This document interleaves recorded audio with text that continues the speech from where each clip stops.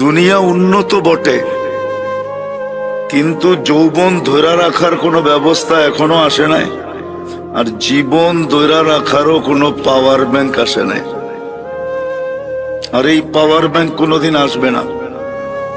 বিদ্যুৎ ধরে রাখার আসছে বটে, কিন্তু জীবন ধরে রাখবে পাওয়ার ব্যাংকে, এই পাওয়ার ব্যাংক হবে না।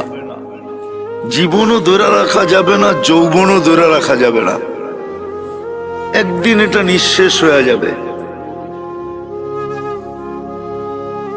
যিনি দিছেন চাবিকাঠি কিন্তু ওনার কাছেই। এই জন্য মানুষ যদিও বলে জীবনটা আমার, কিন্তু জীবনের গতিরোধ আমাদের কাছে না।